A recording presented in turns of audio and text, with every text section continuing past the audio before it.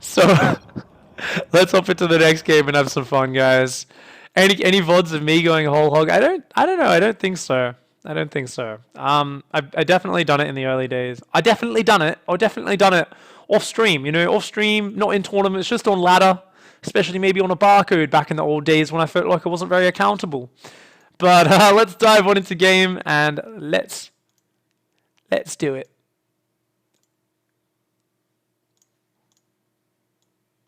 You know, that fits in there, doesn't it?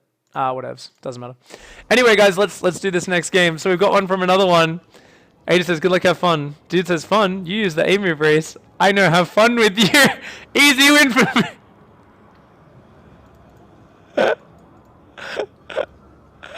The dude. Our favorite Protoss player of all time.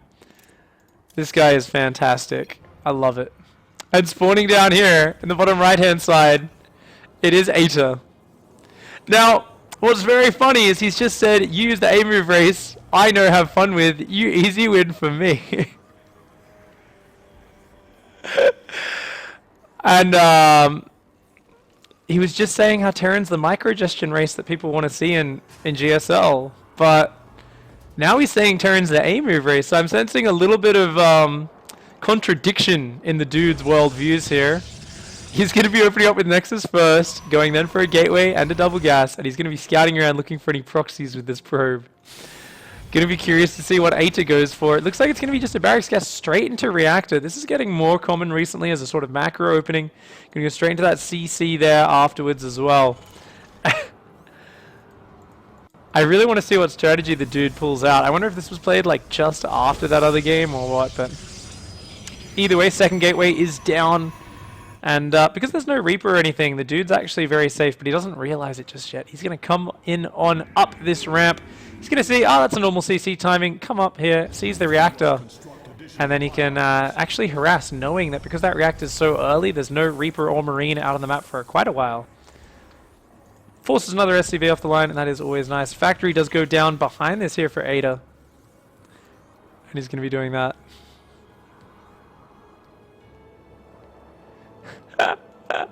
And the funny thing as well for you guys is these replays weren't sent in by the dude. It's not like he's actually sent these replays in. They were both sent separately from both Eta and and Final Fantasy. So this guy, like, this is not like a guy just putting on rage for the show to get his replay picked. This is a guy who's just like this every single game on ladder. He's one of these rare specimens. I wish we could set up in some sort of chamber and study his mindset, but as it is, it's going to be a very fast robo going down after that 2-gate opening. We've got Marines out, building 2 at a time. Factory is going to be building a tech lab, and out comes the starport as well. Ooh, I wonder if Ada's going to go for a siege tank push on the back rocks. That's actually a really nice attack to do on Protoss players, especially if they don't take their gateway, their rocks down very early. These Marines going to move out on the map now, going to have some fun. Final Fury, Final Fantasy, same thing. My bad, guys. My bad. I'm so bad with names. In real life as well, people can tell me their human name. They'll be like, hey, I'm Dennis. I'm like, hey, James, what's up? And they're like, I told you 12 seconds ago what my name is. And I'm like, yeah, sorry, man. I'll remember it next time. And then a minute later, I'll be like, hey, Michael, what's happening? Like, I think my brain just literally invents what I want people's names to be. And I hope that's right. Nice Marine pressure, forcing out an overcharge. It's going to weaken the defense against the later push. And actually gets a Stalker here as well, as long as he stays out of that overcharge. Yeah, the dude really struggling against this, actually. He's got 2 more Stalkers about to pop out, but these Marines are already heading home. Hasn't even lost a single one. If those Marines just walk home, that's a fantastically successful push. And there's actually already a siege tank, a few more Marines, and a medevac coming. Ooh, I think Ada's going to do that push on the back rock. Sick. Got a Cyclone on the way as well. That's going to be awesome. This is a really cute push. Meanwhile, back at home, a delayed Stargate into Phoenix. Now, that's fascinating. That's an interesting choice from the dude. Didn't really have any scouting information.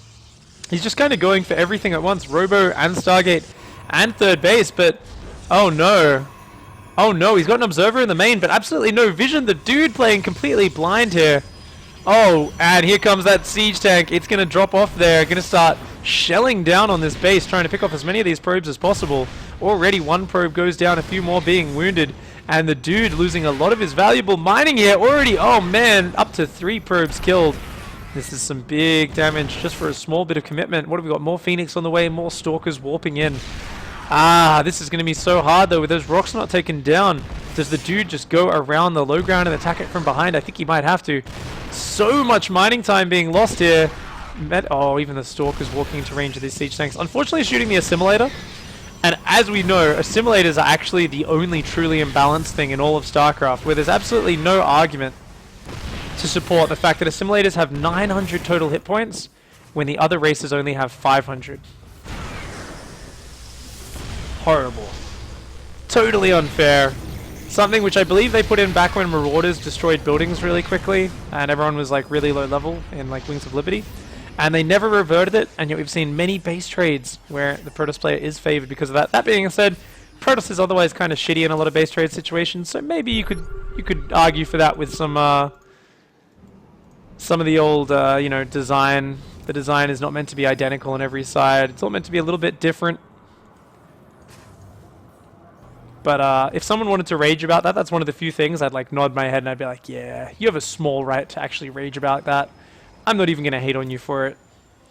All these Marines do not have any upgrades just yet, guys. Stim has only just started. He did commit a lot to get that aggression done, and while it worked out great, behind this engineering bay, only 1 is down. Only 3 barracks, 1 factory, 1 starport production is up right now, but 3 tanks, a Liberator, and a big ball of Marines with this Cyclone. Still got a very scary army up against absolutely no Twilight Council for the dude. He's got mass non-blink Stalker and Phoenix. This is not a good army. This army is good against, like literally nothing. I don't know, this could beat Vikings, I guess. This is not a very, very powerful composition here. Without the blink upgrade, those Stalkers lose a lot of that flexibility. 8 is going to be coming in here. And I think he's going to get something done with this. The Liberator, ooh, he does scan ahead. 8 is coming in, setting up. What did I just press? Okay, I just rewound for like a second there. The dude still has no idea that this army's setting up until this moment. And the tanks right on top of these Stalkers blast down a big volley. Already getting some nice damage done. He's going to keep moving these tanks forward a little bit at a time. Actually, he's going to play it very careful there. There is 1 Immortal out as well as some Adepts. So Ada going to play it very safe for now. Already got his 3rd base landed. And doesn't know about this pylon here. Just out of range. Going to have maybe some sneaky warpins there. Starting his +1 weapons. Going up to that 5 barracks production that he needs so sorely. And the dude, still, just completely refusing to scout whatsoever. No sentries, no Twilight Council, just Adepts and Stalkers. I can see why the dude might be salty while he's playing StarCraft, because he just doesn't see anything coming. Doesn't scout at all, and doesn't buff up his most important units, which are his gateway units. And look at that, this is like the only little area which hasn't been scouted. And somehow, some way, oh my gosh, and he's warping in units literally just out of range. There we go. Ada finally catches a glimpse of that. He's going to also do a bit of damage to those Phoenix, and is going to get a few free gateway units here. Very nice pickup. But it looks like, oh man, the dude's going to push in. But these are not the strongest gateway units. As we pointed out before, these units do not have those blink or glaives upgrades. These tanks going to keep on shelling forward. The Cyclone locking on as well. Nice time warp to stop the retreat from happening. But these medevacs are going to heal up all of these Marines and Marauders, and they are going to be in a good spot. We've got a second Robo and a Disruptor Den going down. I probably should just call it a Robotics Bay, considering you can also build Colossus off that, but pretty sure it's going to be Disruptors. I mean, Colossus are actually really good at the moment, but Disruptors can work. I was actually having a chat to Neeb about Disruptors and Colossus in PvT, and we both kind of agreed that like Disruptors are this unit where they're really good for making comebacks. But if you're ahead, there's just like no reason to build them. You might as well just build Colossus because they're so much more reliable. And like Colossus is this fantastic unit if you're ahead or just in a very nice position, comfortable position, which you're happy with. But whenever you're behind, going Disruptors is like such a risk because if your opponent plays well, they can just like, sorry, if you're ahead, you know, the Disruptors can be minimized. If you just whiff 1 or 2 shots, suddenly, you know, they don't give you that damage output that you want. If your opponent multi-prongs in enough positions, it's really easy for you to, you know, suddenly not get the value from them. And it is going to be Disruptors, and a 3rd Robotics. He's just going to go mass Disruptors and Phoenix. This guy is crazy. The dude is an absolutely insane player. But check out this production tab here from Ada, man. He's got 2-1 on the way. He's got +1 ship weapons. He's got a 4th command center, 3 more barracks, a fusion core. He's getting absolutely every piece of tech that he could possibly need. And I don't know how the dude's low-tier army is going to fare against this. No glaives, no blink, no Twilight Council, no upgrades whatsoever. Up against +1 stim, combat shield, bio, multiple libs, medevacs, and siege tanks. This is a high-tech Terran army. The only saving grace is going to be disruptors. There's one out now.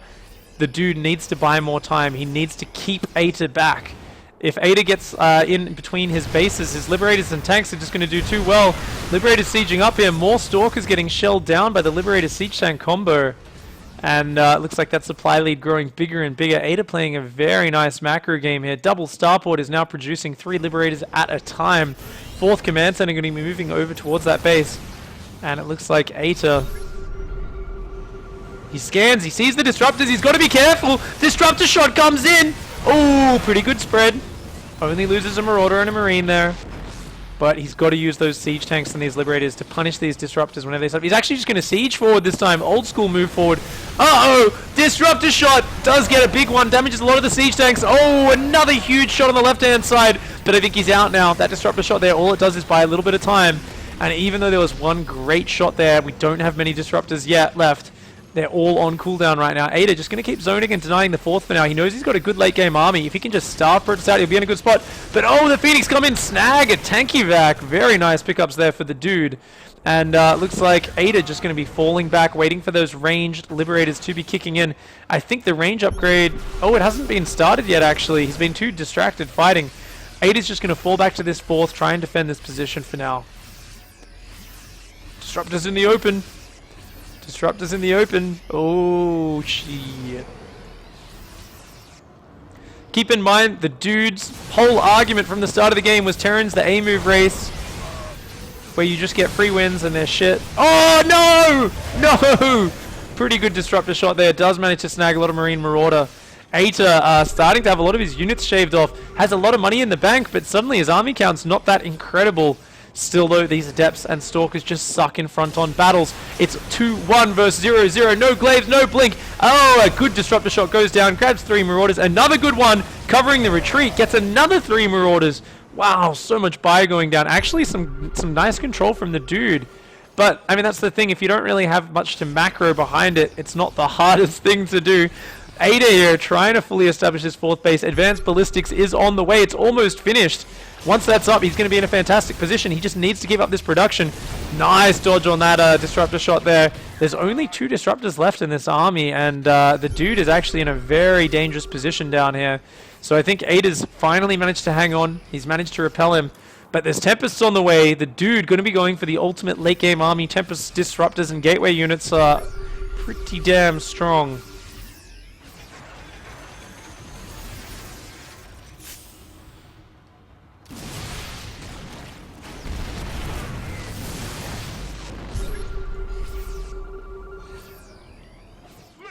Sees that army, knows exactly what he's up against, and I think Ada's got to be heading towards that push timing. How many Liberators has he got left? Only 5 right now.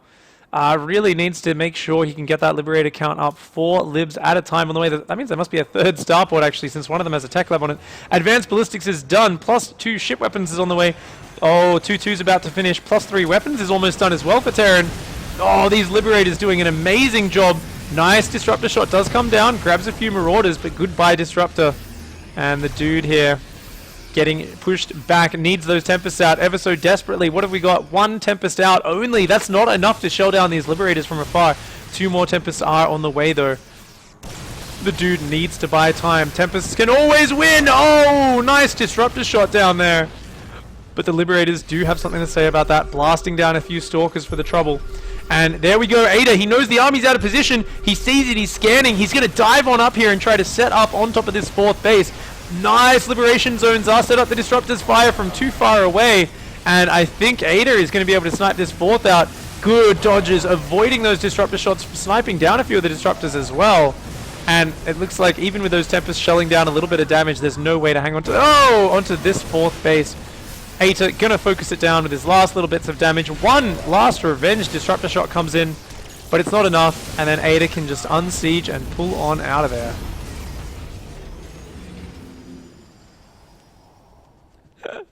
The dude doesn't need upgrades. Only A-move races need upgrades.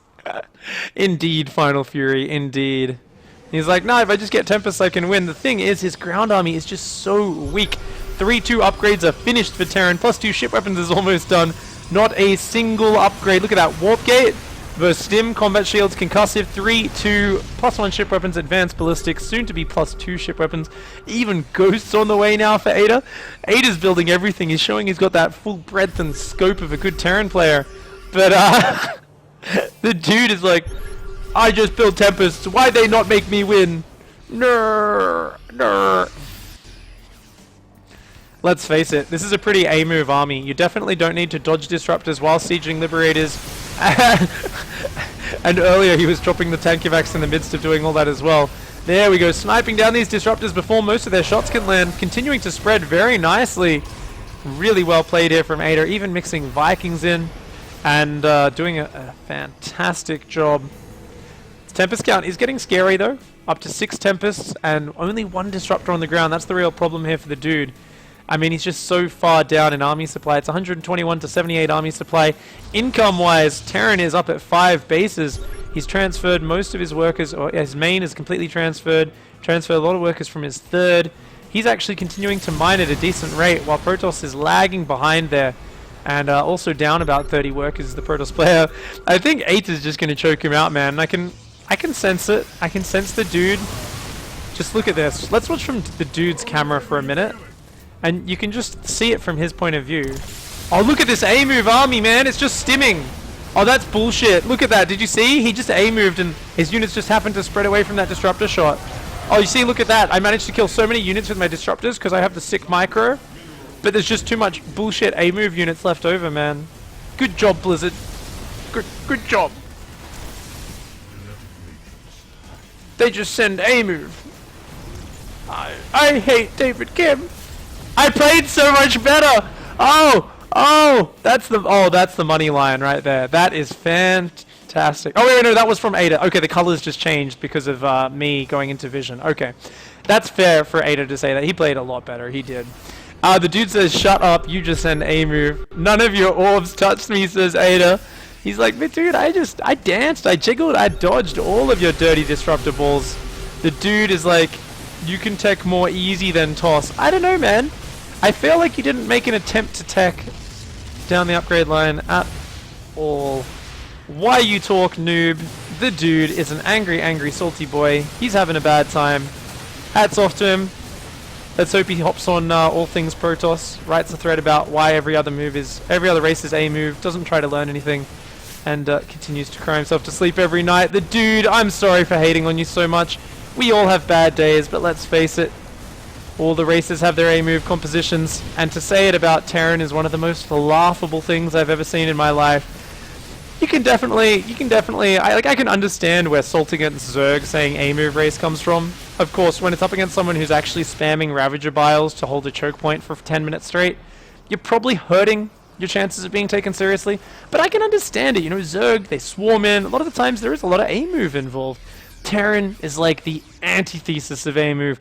Terran is so micro-intensive, all their bio compositions. The only time Terran just A-moves is if they're making like a mass weird like unsieged, I don't know, like Thor Hellbat would probably be the only composition, or Marauder Hellbat, like super all-in weird timing-based compositions.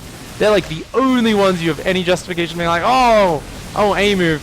And it's like, well, yeah, that's right, it's a strategy game and there's different options, bro. But the dude here is one of these guys who, he basically needs to take this salt bath at the end of every game. I don't know if he has a skin condition, he needs it to rehydrate himself or something, but he just like sits here watching his buildings die with this vein throbbing in his forehead, just whining, throwing out these empty arguments, and it kind of makes me a little bit sad. I feel like it's a bit sad. I want to help him. I want to coach him, but at the end of the day, a win like this is one of the best feeling ones. I'm sure Ada is loving it. I'm sure he was enjoying every single second. He's going to give some freedom to the Protoss, shut down the last few buildings, and I think the dude is going to wait till this very last moment before he does tap out. Wow. Wow. That's sad. I felt really sad that game. Now I just want to pat him. He's so sad, guys.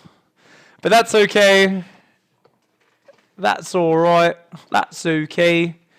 I'm sure he enjoys the salt. Some people feed off that sort of stuff. So the dude, if you're out there, if you're watching this, we love you. Thank you for the entertainment. We've all been salty people who want to blame balance rather than our own skills or lack thereof at times. We've all been there. We've all been in those shoes. So I think a part of us is laughing at ourselves when we're in that dark moment where we're raging at people on the internet as well.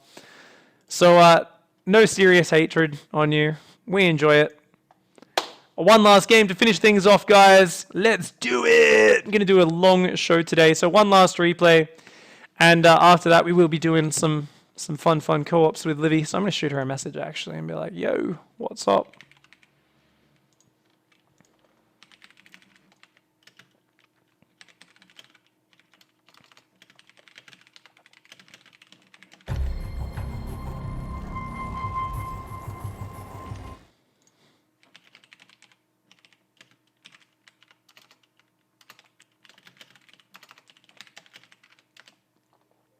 All right. Let me get my settings all good, and let's do it.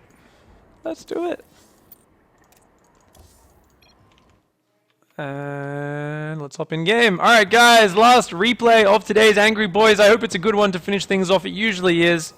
Spawning down here in the bottom right-hand side, our red Terran player. I forgot to do the hotkeys. Our red Terran player, it is Papa Carry. And his opponent spawning up here in the top left-hand side, our blue Zerg player, it is Walla. Clan Tichur. I don't know if that's meant to be like a train noise or something. I don't know. TLO would love it if it was. Looks like Walla going to be sending a drone out nice and early here, going up against a barracks into gas. So a very typical opening out of the Terran, and potentially a very safe drone opening. However, if he were to go for a hatchery, that would be really cool. Looks like no, it's just going to be a hatchery at home, though. Going to be a relatively typical opening. Nothing too crazy.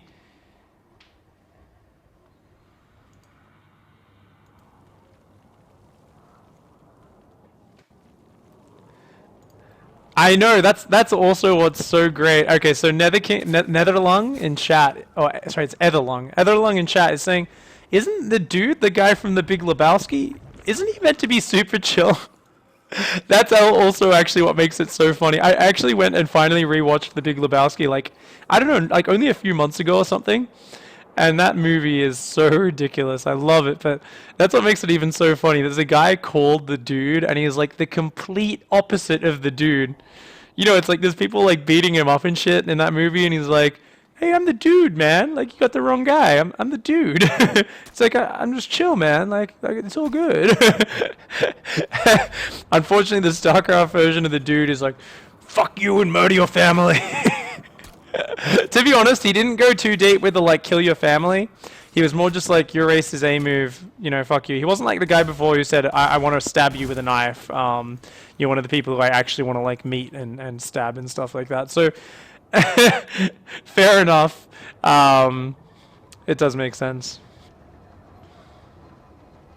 So yeah, guys, for you guys who are just tuning in or hopping through to this part of the video, do send in your replays.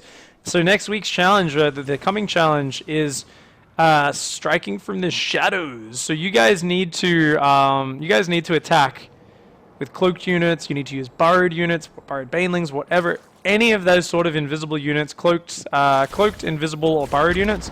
Send in your replays making use of those. Obviously, if you build one DT, kill one drone, and otherwise play a standard game, I might not pick it. If it's a very exciting game, I still might pick it, as long as it's fun. Obviously, if you're someone who makes like 9 DTs and does like an canning build, I'll love you. If you're someone who burrows banelings all over the map for an entire game, I'm going to love you.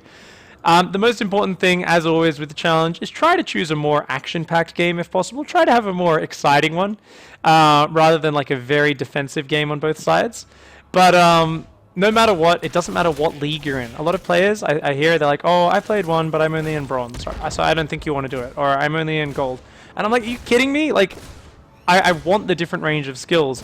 It's so funny in those because you see as well very different levels of execution, and as a result you see different situations which you can't see in those higher level games. So please send through your replays no matter what league you are, GM, Masters, Diamond, Platinum, Gold, Silver, Bronze, no matter absolutely what level you are, send them in. Often we have Probe, who's a Korean GM, Australian pro gamer, who sends replays in. His are usually really fun to cast. So I also have had a few really good ones, even from beginner players, where it's one of their first times playing the game, and like it's just ridiculous because they don't know what they're doing at all, and like we're kind of like having our brains exploding watching this like complete rookie experience trying to do the challenge. Nonetheless, let's have a look at this game. Papakari is opening up with Hellions, going into a Liberator and getting Stim started behind that. Meanwhile, back at home for Wale! We've got Roach Warren going down. Nice fast lair. Lots, and just droning up reasonably hard. Going to be teching quite fast here. The Hellions of Papakari are going to come out and start marauding their way around the map. Interesting path for them, actually. Going to kind of go to the left-hand side and then work their way over to that right-hand side. They should be able to put on quite a bit of pressure, and actually there's no defense out right now for Wally. He's being very greedy. If these Hellions just do a run by, they have the potential to do massive damage. Oh, looks like they might actually be pairing up with the Liberator. Oh, there's an armory finished, actually. Oh, and there's +1 weapons. This is going to be a mech transition after this big Hellbat Liberator timing. This is so cute. Oh, Widow Mines with it as well. Oh, man. Papakari coming in with some cheesy builds. I think Waller's going to be the rager after this one. I can sense it, man. Hellbat's YOLOing in. There we go. Liberator's going to set up a nice freedom zone. A couple Widow Mines to guard that. And, uh-oh, these roaches are going to start getting blasted on. One Widow Mine shot already goes down. A random Marine rocks up as well. The Hellbat's doing a very good job. That Liberator as well starting to blast down drones and roaches. The Hellbat's doing a nice job, but oh, that Queen's going to take down that Liberator. Does manage to blast it down, but all the roaches are gone in the meantime. The Hellbat's doing a fantastic job. These Widow Mines continuing to party out here. And Papakari doing a very good job starting up more SCV production at home, starting to swap his buildings around. Interestingly, he's going Stim. So I don't know if it's going to be like a biomech build. That would be super cool. Looks like these roaches continuing to get heavily bruised. The third hatchery is going to go down. And oh, Papakari doing a very nice job here. Gets Wally's third.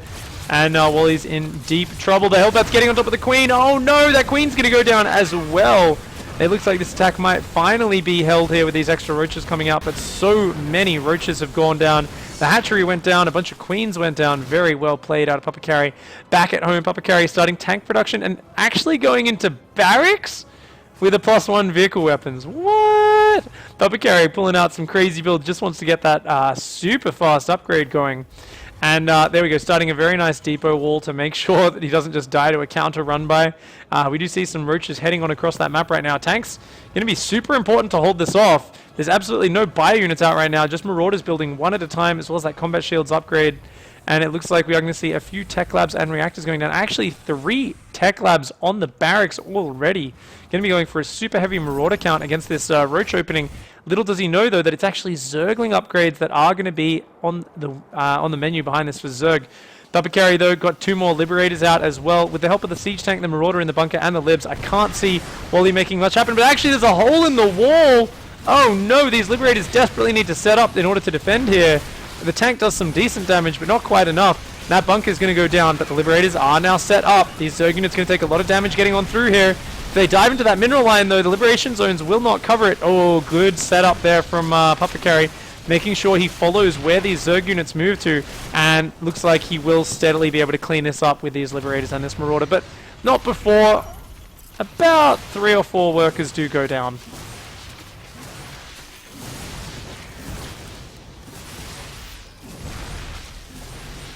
Does throw a spanner in the works, though. Meanwhile, back at home, Wally has taken a 3rd and a 4th to try and catch up.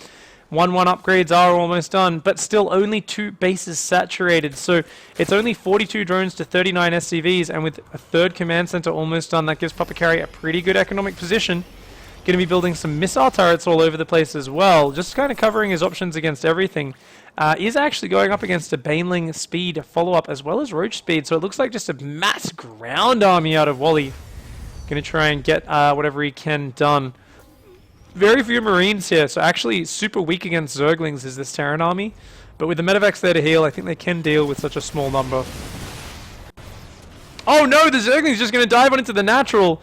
Papakari in big trouble right now. Ooh, free siege tank, and gonna get some SCVs as well. And looks like there we go, the tank goes down, a couple of the SCVs gonna go down as well. Really nice pickup here. And Papakari is going to finally have stim finish, and he's going to run back in there to defend, but not after a few more SCVs go down.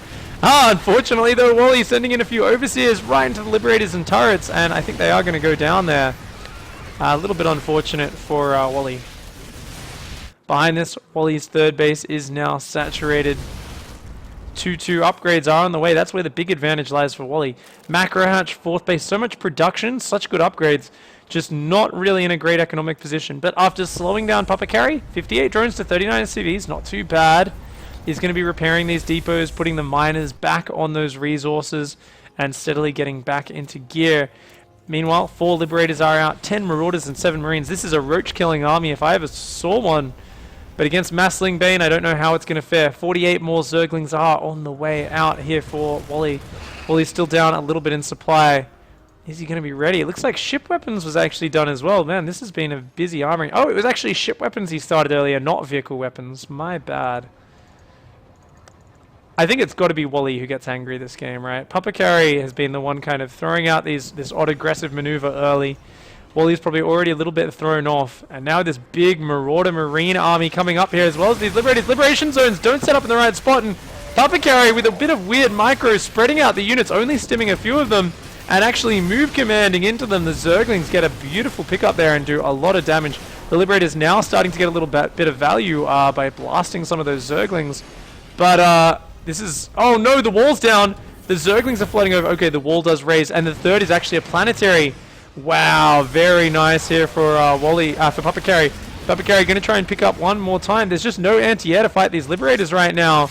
Oh no, he's going to actually set up right on top of this mineral line. Wally! Oh, he's got spores going down everywhere, but he's got nothing to deal with these Liberators right now. He's going to just try and break down the wall. There's just no units at home for Papakari. He just is frozen up and hasn't been producing. Oh, the Liberator in the main goes down. Liberator in the third goes down, but he's managed to clear out that natural entirely. But here goes the natural wall. Papakari, the wall is down. Only a few Marines and Marauders here. Wally says question mark. I think they must have done a little pause there. And Wally's getting on top of everything with these Zerglings. Papakari, you've just got to queue units up. You've got to get something out on top of this ramp or you're going to get overwhelmed. These Liberators continue to do a splendid job up there, just making sure that can't mine, but there's 13 mutants coming out behind this for Wally. Oh man, I think Wally's just run away with this game actually. Might even be able to break down these depots. Okay, SCVs are pulled to repair at the last second, and those Zerglings, they're running into the meat grinder right now. They really need to pull back, just giving so many free kills here to Papa. Papa's doing very nicely. He's hanging onto that ramp. Wally, you got to pull back, man. Does finally turn around and get out of there, but not after losing, not until he lost too many Zerglings. Down to just 21 Zerglings. He does have 13 mutas behind this. They have the potential to do massive damage, especially since Papakari is actually just desperately picking up and going to attack again, even with units on his front doorstep. Papakari, this heavy Marauder count, keep in mind he cannot deal with Mutalisks right now. This drop, I mean, if it snipes this base, maybe it'll be worthwhile, but otherwise he's going to be running to his death. The Ling Bane rolls in one more time, and Papakari's economy in that natural gets shredded. He has to turn the drops around and come all the way home. It looks like Wally here overwhelming very nicely. And oh, those drops, they darted, they just went right past those Mutalisks. The mutas are coming in though. What's at home to defend? There's only 4 Marines that shoot up right now. I think that orbital might have to go down. These units are going to drop up here in the north. Going to start to unload. Both guys are now producing units. Zerglings versus Thors, Liberators, and Marines and Marauders. That orbital command center is going to go down. A beautiful pickup from the Mutalisks. They're also going to start to overwhelm these Marines as they pop out of these barracks. All 13 Mutalisks are still alive. At the same time, Papakari is going to dive on into that third. He's going to get on top of everything. Blasts down the Queen. Kills a few workers as well. The Muta's on top of everything. And uh-oh, there go your drone line. Okay, Zerglings are going to come out. They're going to start to try and defend this. I think he might be able to hang on at the same time. The Mutas are killing everything back home. And Papakari's attack is hold. FDP. Especie du sumerde. Oh man, we're going to have some rage in a different language. Please, someone translate. I was not expecting some French rage. Oh no, the Mutas run into the Liberators and turrets. Uh-oh, but I think it's fine. I think Wally's got it. Wally's got that 4th base up. He's got more Ling Bane rolling on in here. Papa Carry's production has been overwhelmed. All he's got is that 3rd planetary mining, and the main base is going to be completely wrecked. It means son of a whore. FTP equals son of a whore. Wow, that's so funny. Okay, so insulting the mom. That's a standard one. Thank you, Lilu, who is there in chat to translate for us. And ooh, Chien NDE Casa. Suck you. Oh, he's translating for himself. Suck your dad. Oh my god, whore, no skill, retard. He's just throwing out all the ones. I like this. He's like, what insults do I know in English? Bitch.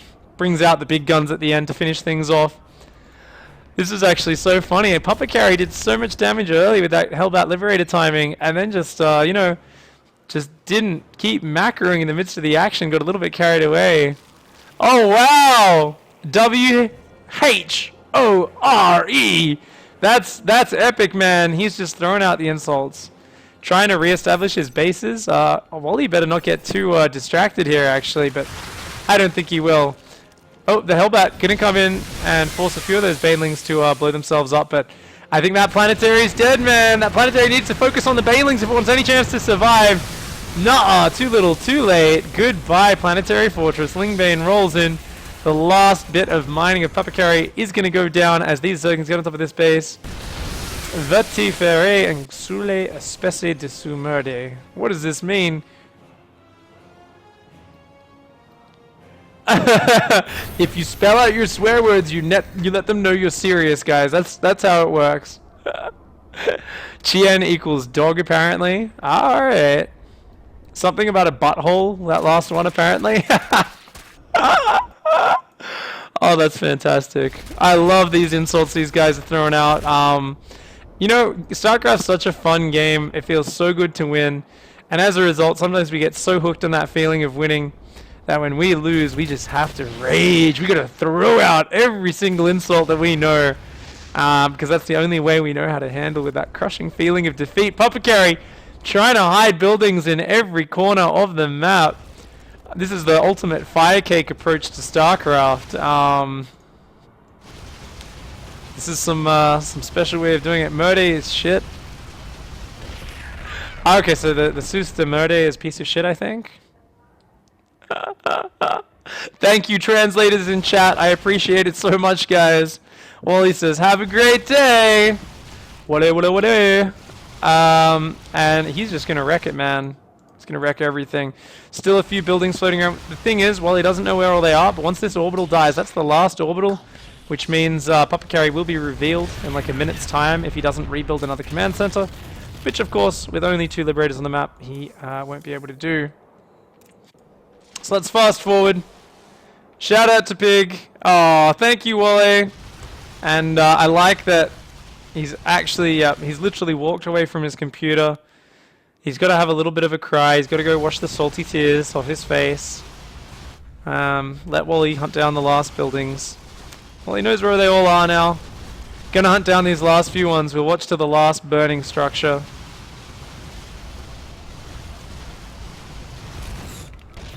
And there it goes. GG. The end of a salty child. Papa Carry tried his best. Hats off to you, mate. You learnt a good number of swear words. One of the first things you do learn when you play competitive online games in a language that's not your own, when the community is you know, often speaking English, you're not a native English speaker. I think one of the first things you learn is your insults, right? You're like, oh, what's this guy saying to me? You're like, oh, he just told me to go kill myself and said some bad stuff about my mom. You're like, oh. And then you learn those words. The next time you're salty, you're throwing them out, man. And you've got this smile on your face. That's the thing, right? Like, he was swearing in French first, right? So he probably wasn't actually that happy. But I feel like there's some kids who just learn these words and then they're like, I got to practice my English, you know. And they're not even salty, but they're like, fuck you, bitch. And they'd be like, "Oh yeah, I'm insulting someone in another language." I know I would be like that when I was younger if I actually learned some languages from people BMing me on the internet. Nonetheless, guys, fun long episode there. Just looking at some salty people, having fun casting some games. Appreciate you guys all hanging out. I know there's like Kesper qualifiers on right now, but it's the NA qualifier. Let's face it, it's not going to be that high level. Not that I could even make it past the second round, probably, but I'm sure it is actually a good qualifier as you get to the later rounds for sure. So thank you for hanging out. I'm going to keep streaming, but for you guys watching on YouTube, don't forget to hug a watermelon, kick a walrus, and of course punch a watermelon to the moon.